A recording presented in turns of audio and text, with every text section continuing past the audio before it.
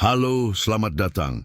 Jika pesan dalam video ini menyentuh hati Anda, jangan lupa untuk mendukung kami dengan menekan tombol subscribe dan like.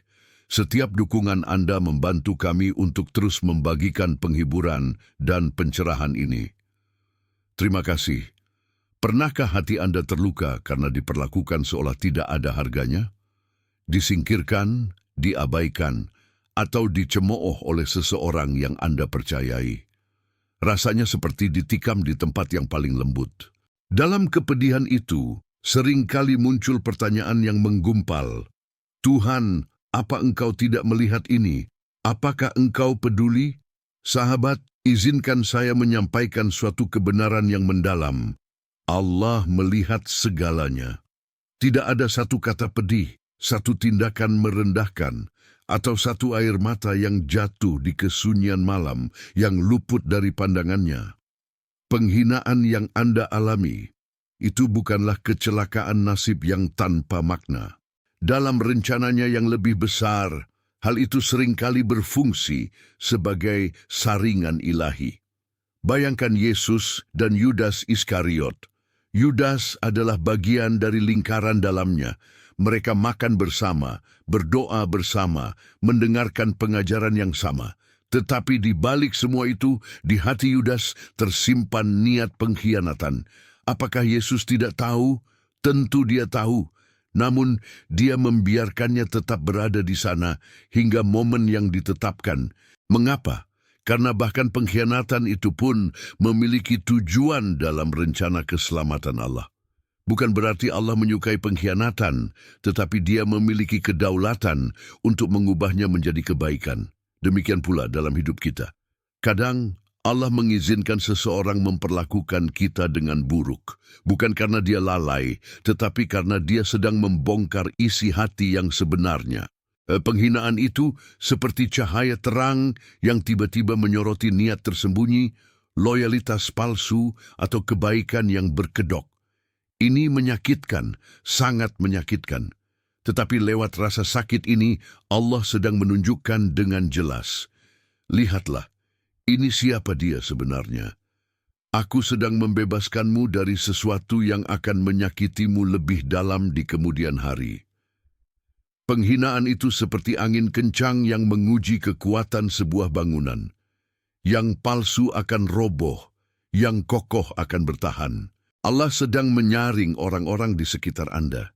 Dia sedang membersihkan lingkungan Anda dari sahabat Yudas untuk memberi ruang bagi hubungan yang sejati dan tulus. Jadi, jika Anda hari ini sedang merasakan pedihnya diremehkan, ingatlah, Allah sedang bekerja. Dia tidak tertidur. Rasa sakit yang Anda rasakan mungkin adalah alatnya untuk melindungi Anda, mengajar Anda, dan mempersiapkan Anda untuk sesuatu atau seseorang yang lebih baik di depan. Ini bukan akhir cerita. Ini adalah babak penyaringan yang penting. Namun, saat kita melewati proses penyaringan yang menyakitkan ini, pikiran kita seringkali terbang ke pertanyaan tentang keadilan. Jika Allah memang melihat, kapankah Dia akan bertindak? Kapan orang-orang yang menyakiti ini akan menghadapi konsekuensinya? Nah, inilah rahasia berikutnya yang perlu kita pahami bersama. Mungkin inilah bagian yang paling sulit untuk kita terima saat hati sedang terluka, menunggu. Kita melihat orang yang merendahkan kita seakan terus melangkah maju, sukses dan bahagia, seolah tidak ada konsekuensi sama sekali. Sementara kita masih memegang bekas luka itu, bertanya dalam diam, Tuhan, di manakah keadilan-Mu? Perasaan itu sangat manusiawi, sahabat. Tapi inilah kebenaran agung yang harus kita genggam erat-erat. Keadilan Allah adalah kepastian mutlak, tetapi waktu pelaksanaannya adalah rahasia ilahi yang sempurna.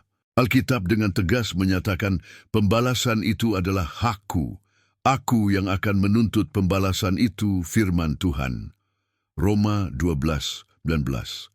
Janji ini tidak mengandung keraguan sedikit pun. Namun, perhatikan frasa kuncinya. Aku yang akan. Ini adalah urusannya, dan Dia mengerjakannya dengan cara dan waktu yang jauh melampaui pemahaman kita. Lihatlah kisah Aman dalam kitab Ester. Dengan penuh kesombongan dan kebencian, ia merancang rencana keji untuk menghancurkan Mordekai dan seluruh bangsa Yahudi. Ia membangun tiang gantungan khusus untuk Mordekai. Dari sudut pandang manusia, seolah tidak ada yang bisa menghentikan rencana jahatnya. Keadilan sepertinya terlambat datang.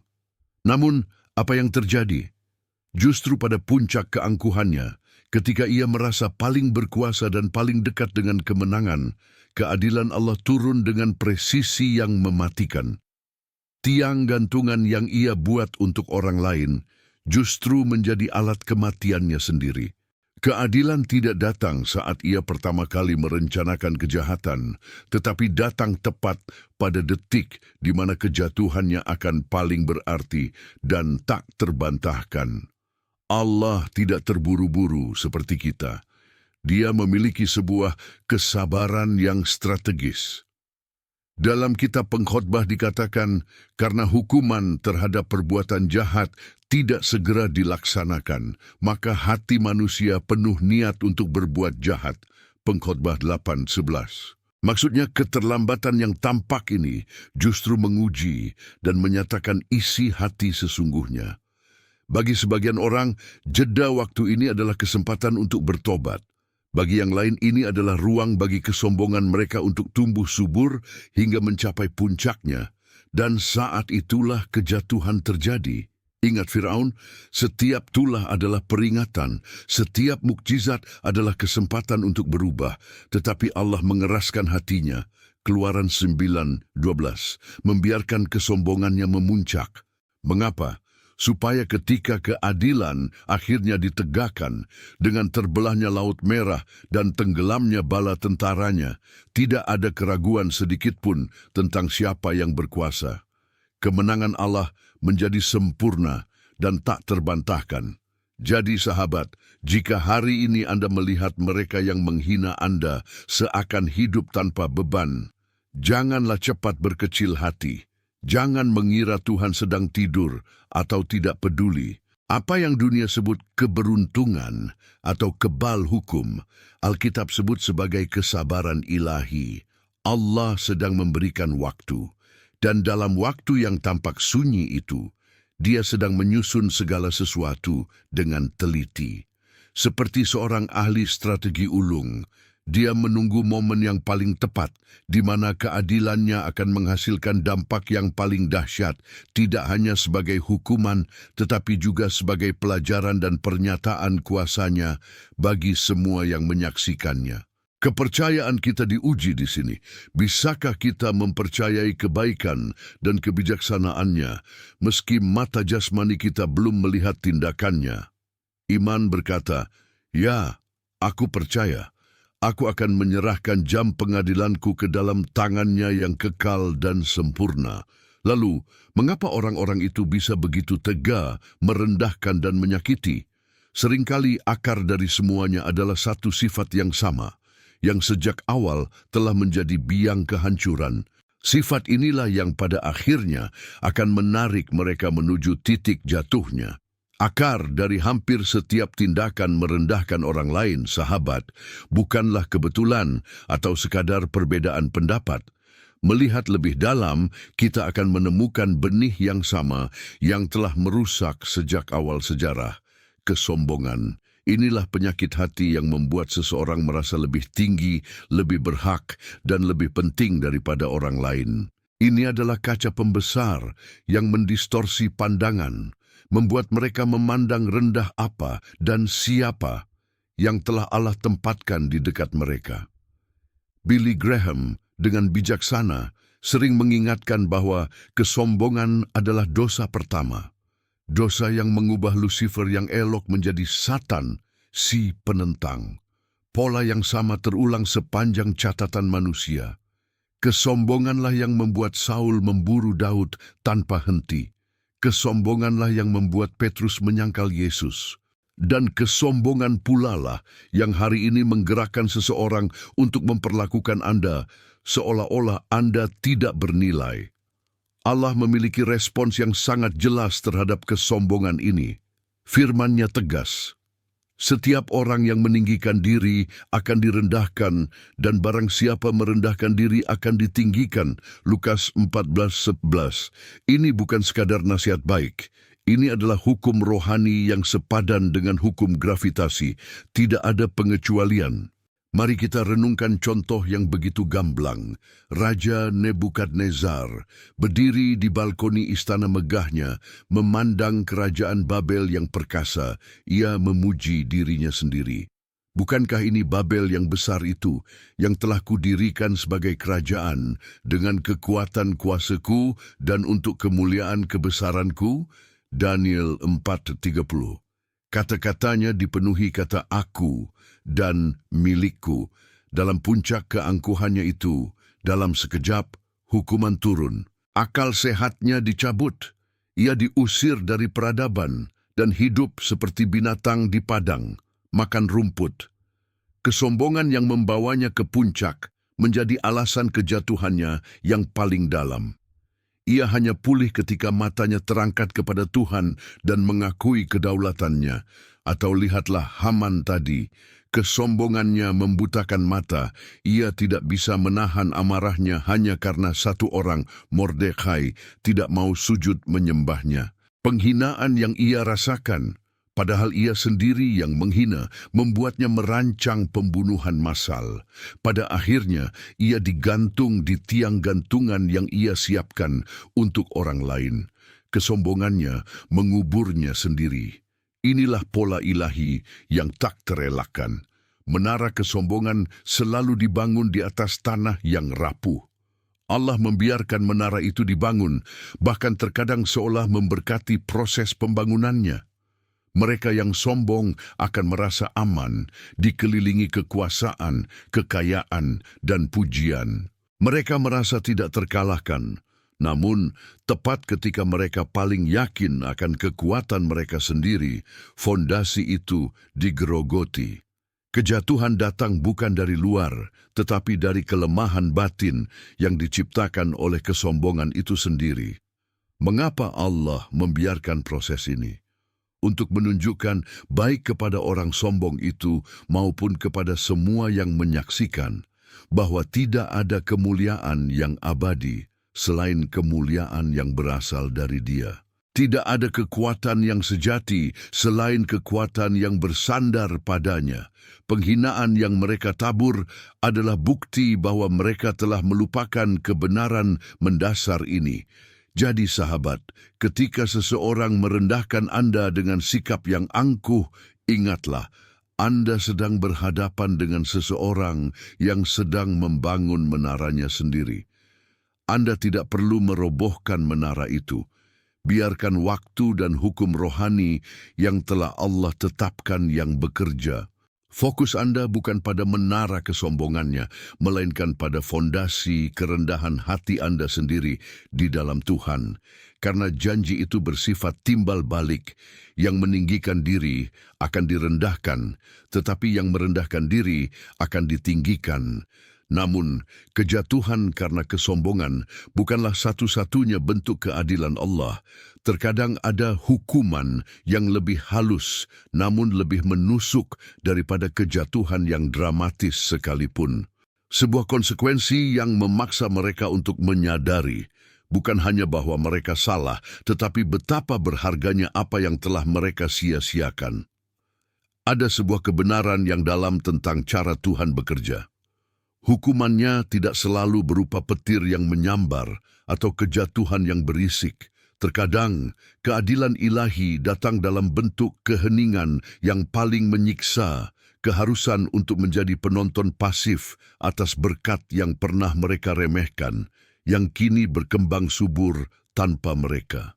Bayangkan saudara-saudara Yusuf, bertahun-tahun mereka hidup dengan rasa aman, percaya bahwa masalah bernama Yusuf telah mereka singkirkan untuk selamanya. Mereka menjualnya, menghapusnya dari sejarah keluarga. Di pikiran mereka, ia hilang, mungkin mati sebagai budak yang tak dikenal. Lalu, datanglah tahun-tahun kelaparan. Dan siapa yang akhirnya mereka temui di puncak kekuasaan Mesir sebagai satu-satunya orang yang bisa menyelamatkan mereka dari maut. Orang yang sama yang pernah mereka anggap tidak berharga dan layak dijual. Mereka harus berdiri di hadapannya, memohon-mohon, tanpa menyadari bahwa mereka sedang menyaksikan buah dari apa yang mereka coba hancurkan. Rasa malu, penyesalan, dan kekalahan yang mereka rasakan di saat itu adalah bentuk keadilan yang sangat dalam. Inilah paradoks keadilan Tuhan. Apa yang dicoba dihancurkan oleh kesombongan manusia justru dipulihkan dan diangkat oleh anugerah Tuhan menjadi berkat yang bahkan lebih besar. Dan mereka yang menghina itu tidak diusir atau dihancurkan secara fisik. Mereka hanya diizinkan untuk melihatnya. Mereka menjadi penonton di pinggir jalan, menyaksikan parade kemenangan dari sesuatu yang mereka buang ke tempat sampah. Pola ini berulang dalam kitab suci. Esau yang meremehkan hak kesulungannya dan menukarnya dengan semangkuk sup. Ia kehilangan segalanya. Dan penulis Ibrani mengatakan dengan pilu, sebab kamu tahu bahwa kemudian ketika ia hendak menerima berkat itu, ia ditolak, sebab ia tidak beroleh kesempatan untuk memperbaiki kesalahannya, sekalipun ia mencarinya dengan mencucurkan air mata. Ibrani 12:17. Penyesalan yang terlambat adalah salah satu hukuman terberat. Ia melihat berkat itu pergi, beralih kepada Yakub, dan tak ada lagi yang bisa ia lakukan. Atau pikirkan tentang Saul. Ia bisa tetap menjadi raja, tetapi karena ketidaktaatan dan iri hati, kerajaannya diambil. Hukuman terbesarnya bukanlah kematiannya di medan perang, tetapi harus menyaksikan Daud, orang yang ia benci dan kejar-kejar, diurapi, dikasihi rakyat, dan dipimpin oleh Tuhan. Saul harus hidup setiap hari dengan pengetahuan bahwa ia sedang kehilangan taktanya. Dan penerusnya justru adalah orang yang ia coba bunuh. Ia menjadi penonton dari kehancuran dirinya sendiri dan kebangkitan orang lain. Sahabat, inilah yang sering terjadi dalam kehidupan kita. Orang yang meninggalkan Anda, meremehkan bakat Anda, atau menganggap cinta Anda tidak bernilai, suatu hari nanti mungkin akan berada di posisi untuk melihat Anda bangkit, melihat Anda berbahagia, melihat impian Anda terwujud tanpa ada bagian mereka di dalamnya. Mereka akan menyadari bahwa yang mereka anggap sampah ternyata adalah benih. Dan benih itu sekarang telah tumbuh menjadi pohon yang rindang, yang buahnya mereka tidak bisa petik lagi. Ini bukan tentang kebanggaan sombong atau keinginan balas dendam. Ini tentang memahami bahwa hukum tabur tuai, Galatia 6:7, bekerja dengan presisi yang mencengangkan. Tuhan mengizinkan mereka menuai buah dari benih penghinaan yang mereka tanam, yaitu pemisahan. Mereka terpisah dari berkat yang seharusnya bisa menjadi bagian mereka. Kepenatan, penyesalan, dan rasa sia-sia yang mereka rasakan saat menyaksikan Anda berkembang, itulah hukuman yang lahir secara organik dari pilihan mereka sendiri. Oleh karena itu, jangan pernah berpikir bahwa ketidakpedulian mereka adalah akhir dari cerita Anda. Justru, itu mungkin adalah awal dari proses pemisahan ilahi. Tuhan sedang memisahkan Anda dari apa yang akan membatasi Anda, untuk membawa Anda kepada tempat di mana Anda akan bersinar. Dan suatu hari nanti mereka akan melihat cahaya itu dari jauh dan mengerti apa yang telah mereka lewatkan. Lalu, jika penghinaan adalah alat pemisahan dan penonton pasif adalah konsekuensinya, apa sebenarnya tujuan akhir dari semua rasa sakit ini bagi kita yang terluka? Apa yang seharusnya kita lakukan saat pintu ditutup di depan wajah kita? Saat pintu ditutup dengan keras di depan kita, saat kita ditolak dan diremehkan, naluri pertama kita adalah menganggapnya sebagai kegagalan, sebuah akhir. Kita memandang pintu yang terkunci itu dengan rasa sakit dan tanya, mengapa? Tetapi sahabat, bagaimana jika kita salah memandangnya? Bagaimana jika yang kita lihat sebagai dinding akhir sebenarnya adalah petunjuk arah? Inilah perubahan perspektif yang dapat mengubah luka menjadi kekuatan. Penghinaan itu seringkali bukanlah hukuman untuk Anda, melainkan cara Tuhan untuk membebaskan Anda. Itu adalah pintu yang ditutupnya, karena Dia tahu ruangan di baliknya bukanlah tempat yang dirancang untuk masa depan Anda. Rasanya sakit, karena Anda sudah berinvestasi, perasaan, waktu, harapan di depan pintu itu. Namun, penolakan itu justru adalah anugerah yang menyelamatkan Anda dari terperangkap selamanya di ruangan yang salah. Pikirkan tentang Yusuf sekali lagi. Jika saudara-saudaranya tidak menjualnya, ia akan tetap menjadi anak kesayangan di rumah ayahnya, mungkin nyaman dan disayang. Tapi ia tidak akan pernah menjadi penguasa Mesir, penyelamat bangsanya, dan bagian dari rencana keselamatan besar Tuhan. Pintu penghinaan dan pengkhianatan justru mengarahkannya ke jalan panggilannya yang sejati. Demikian juga dengan Daud yang diusir oleh Saul atau Rut yang memilih meninggalkan Moab. Penolakan dunia lama adalah tiket menuju takdir yang baru. Yesus sendiri memberikan pola ini. Di kampung halamannya sendiri, ia ditolak dan tidak dihargai. Markus 6:4. Apa responsnya?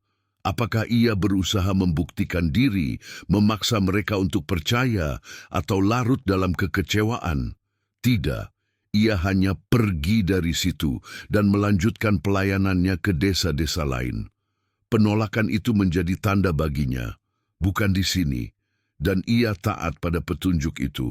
Sekarang bayangkan hidup Anda, hubungan di mana Anda tidak dihargai, pekerjaan di mana bakat Anda diabaikan, lingkaran pertemanan yang terus-menerus membuat Anda merasa kecil. Apa jadinya jika semua itu justru diterima? Anda akan terjebak, Anda akan berhenti bertumbuh, Anda akan melewatkan jalan yang sebenarnya sudah disiapkan Tuhan, jalan di mana bakat Anda dihargai, cinta Anda dibalas, dan keberadaan Anda dirayakan. Oleh karena itu, penghinaan itu adalah kompas ilahi. Rasa sakitnya adalah alarm yang mengatakan, salah arah, bukan di sini tempatmu. Ketika seseorang tidak melihat nilai Anda, itu adalah data yang sangat berharga. Itu memberitahu Anda bahwa mereka bukanlah orang yang ditugaskan Tuhan untuk memahami atau mendampingi perjalanan Anda selanjutnya. Mereka hanyalah penjaga pintu yang, dengan menutupnya, memaksa Anda untuk berbalik dan menemukan jalan raya yang Tuhan sudah bentangkan. Tugas Anda bukanlah berdiri berhari-hari di depan pintu yang terkunci itu, mengetuk-ngetuk sambil terluka.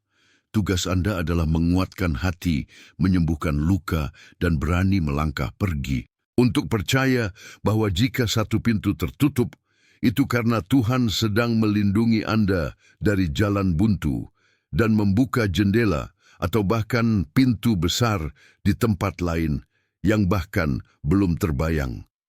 Jadi hari ini, jika Anda masih memandangi pintu tertutup itu dengan sedih, izinkan saya mengingatkan Anda, pandangan Anda terpaku ke arah yang salah. Berpalinglah, lihatlah ke koridor yang terbentang di belakang Anda. Dengarkan suara Tuhan yang berbisik lembut, aku masih memegang kendali. Ceritamu belum berakhir, melangkahlah. Percayalah, yang aku sediakan jauh lebih baik daripada apa yang mereka tolak. Namun, untuk benar-benar bisa berpaling dan melangkah dengan bebas, ada satu langkah penting yang harus kita ambil di dalam hati. Sebuah tindakan yang terasa sangat sulit, tetapi justru menjadi kunci utama kebebasan kita. Ini bukan tentang mereka, tapi tentang penyembuhan dan kekuatan kita sendiri. Dan sekarang kita sampai pada inti dari semuanya. Bagaimana kita merespons setelah memahami bahwa penghinaan adalah saringan, bahwa keadilan Tuhan pasti pada waktunya, bahwa kesombongan akan jatuh, dan bahwa pintu tertutup membawa kita ke jalan baru. Semua pengetahuan itu akan menjadi sia-sia jika kita tetap membawa luka yang sama di dalam hati kita. Ada satu langkah terpenting, sahabat, yang hanya bisa kita ambil sendiri. Memilih untuk mengampuni dan maju. Mengampuni. Dua suku kata yang sering terasa mustahil, terutama ketika rasa sakit masih begitu nyata. Mengampuni bukan berarti menyetujui apa yang mereka lakukan, seperti sering dikatakan Billy Graham. Bukan pula berpura-pura luka itu tidak ada. Mengampuni adalah sebuah keputusan berani untuk memindahkan utang itu dari buku catatan pribadi kita ke meja pengadilan Tuhan. Itu adalah berkata, Tuhan, aku tidak akan lagi membawa beban ini. Aku mempercayakan keadilan ini sepenuhnya ke dalam tangan-Mu yang sempurna. Mengapa ini begitu krusial? Karena ketidakmampuan untuk mengampuni adalah penjara yang kita bangun untuk diri sendiri. Kita yang terluka justru menjadi sipir yang menjaga penjara itu, terus-menerus mengawasi narapidana, orang yang menyakiti kita dalam pikiran kita. Setiap kali kita mengingatnya, kita memasukkan diri kita sendiri ke dalam sel itu. Racun kepahitan itu tidak merusak mereka yang jauh di luar. Racun itu menggerogoti kita dari dalam, menguras sukacita, mengacaukan kedamaian, dan bahkan memengaruhi kesehatan dan hubungan kita dengan orang lain. Tuhan memerintahkan kita untuk mengampuni bukan karena tindakan mereka layak dimaafkan, tetapi karena kita layak untuk bebas. Dia mengasihi kita dan tidak ingin kita terbelenggu oleh masa lalu. Mengampuni adalah tindakan merdeka. Itu adalah melepaskan mereka, supaya kita sendiri bisa terbang. Namun ingat ini, mengampuni tidak selalu berarti berdamai atau membuka kembali pintu yang sama. Anda bisa mengampuni seseorang sepenuhnya di hadapan Tuhan dan tetap bijaksana untuk tidak mengizinkan orang yang beracun itu kembali masuk ke dalam kehidupan Anda. Pengampunan berkaitan dengan hati Anda. Rekonsiliasi berkaitan dengan hubungan, dan itu membutuhkan pertobatan dan tanggung jawab dari pihak lain. Lalu, setelah kita meletakkan beban keadilan ke tangan Tuhan dan melepaskan belenggu kepahitan, apa yang kita lakukan? Kita melangkah. Kita tidak lagi berdiri termangu di depan pintu lama. Kita menggunakan energi yang sebelumnya habis untuk mengingat luka, untuk membangun hidup baru. Kita fokus pada tujuan Tuhan, pada panggilannya, pada proses penyembuhan dan pertumbuhan kita sendiri. Inilah iman dalam aksi. Percaya bahwa Tuhan yang melihat air mata kita juga sedang menyiapkan masa depan kita. Percaya bahwa keadilannya yang sempurna akan bekerja dengan caranya yang tak terselami. Tugas kita bukan lagi mengawasi hidup orang yang menyakiti kita, menunggu jatuhnya. Tugas kita adalah hidup dengan begitu penuh dan utuh, sehingga ketika keadilan Tuhan itu tiba, kita hampir tidak menyadarinya, karena kita terlalu sibuk menikmati berkat dan tujuan yang telah Ia kembangkan dari puing-puing luka kita. Pada akhirnya, kesaksian terbesar Anda bukanlah tentang betapa jahatnya mereka yang menghina Anda. Kesaksian terbesar Anda adalah tentang betapa baiknya Tuhan Anda, yang mampu mengubah luka menjadi kebijaksanaan, penolakan menjadi arah yang tepat, dan kepedihan menjadi kekuatan untuk mengasihi lagi. Jadi hari ini, ambillah keputusan yang berani. Letakkan beban itu. Percayalah pada Dia yang memegang timbangan yang sempurna. Kemudian, kencangkan ikat pinggang iman Anda dan mulailah melangkah. Jalan di depan mungkin belum sepenuhnya terang, tetapi pencipta jalan itu berjalan di samping Anda. Dan itu lebih dari cukup. Dia melihat, Dia tahu, Dia bertindak, dan tangannya selalu terbuka untuk membimbing Anda melampaui rasa sakit, menuju kedamaian dan tujuan sejati Anda. Amin.